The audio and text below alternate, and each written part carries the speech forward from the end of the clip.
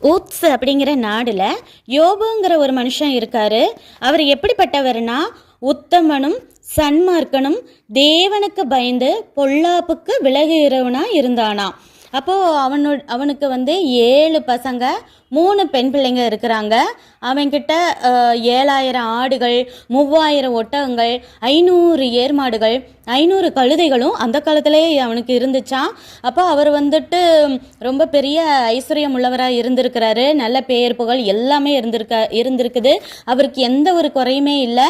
அவர்கிட்ட நிறைய வேலைக்காரங்க இருந்திருக்கிறாங்க. அப்போ அவருடைய பசங்க அடிக்கடி விருந்து வச்சு அந்த சகோதரிகளை கூப்பிட்டு சாப்பிட வைக்கிறது வழக்கம். எல்லாருமா சேர்ந்து விருந்து சாப்பிட்டு ரொம்ப சந்தோஷமா இருப்பாங்க. அப்ப யோபு மனசுக்குள்ளே நினைப்பாரு, ஒருவேளை என் பிள்ளைங்க மனசுக்குள்ளே தெரியாம கூட தேவனை தூஷிச்சிருப்பாங்களோ, பெருமைப்பட்டிருப்பாங்களோ, அப்படி இப்படின்னு தனக்குள்ளேயே பயந்து தன் பிள்ளைகள் எல்லாரையுமா கூப்பிட்டு காலையிலே எந்திரிச்சு சர்வாங்க தகன பலி கொடுப்பாராம். இப்படியே அவர் செஞ்சுட்டு வரும்போது ஒரு நாள் தேவ தூதர்கள்லாம் கர்த்தருடைய சந்நிதியில நிக்கிறாங்க. அப்ப யாரு நிக்கிறானா, சாத்தானும் அவங்களுக்கு நடுவுல நிக்கிறானா. அப்ப கர்த்தர் சாத்தானை பார்த்து கேட்காரு,